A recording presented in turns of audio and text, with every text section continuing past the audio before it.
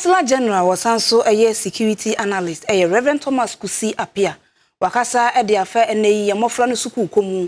Wase nka no na yetumi ebu nkora awabra kora no woye asode a na wo nafemu no eboa ema nkora no niema bia wo mo ekọ so wo kọ bia enye no yetumi tentere wo mo ema wo fo modusua no yie na ene ye na msa bande ba ese mi enhwe nkora bebre no ene na mso ma nkora no modusua kora ntumi enkwanim sei ene wo chiremu believe say something no say ye we ni ne yeka what I say ye we ni ne yen say and na ye kwesi asesa ye ma edom ya koma teacher for and so to me a teacher for wo so mutimi tiam for ye for musam yes ye today ekwe but ye timi emblem teacher for the time teacher ni ho kwase na otwe akwase the GS aye no who said na those is na ebetu to just say be na teacher for be corporal punishment e bit twe about bonk for mo papa anyway na ntwa ye but no so interest dey make on my way mu penny it solve problem na e create more problems.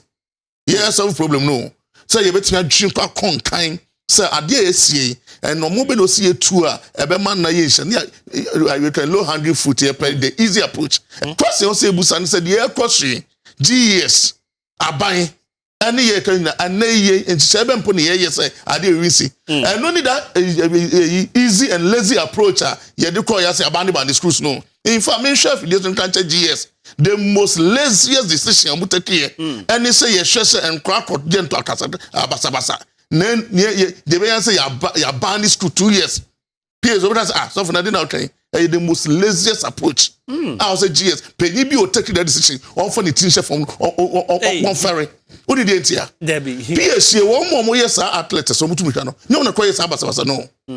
Utie eti akọ no talent a onu kodi say adwuma no say no form 1 na wo so ba no 2 years no na say ono no wonya kwanya nya bibie o enti ta nimdie ni nyansem bi esi wo mo ahwe mo ti kwanya ende na free na school bi e ho abeba asem no ye ban mo supporters so they was sports you cannot destroy the athletes, you cannot destroy their talent. Enti supporters the ban no say so brach mo ba mo for school ni bi apart from o mo betumika apart from be di dwuma no obi anyeden enka homa so that you protect all mo di dwuma no na mo won translate ka say obi na kodi nsem hunu ntino me athlete me gina fail stand me tumika ebo me say metime kom anim no wo ba ne we nyina be mu na the quarter kotoko akotuto year ye ba ne players you can't ban players because no fail so what I say you ban the supporters say that decision say any abandon school any abandon school they should quickly go back to the drawing board. You cannot destroy. One decision in the first place. What are you doing with the athletes? What are you doing with it?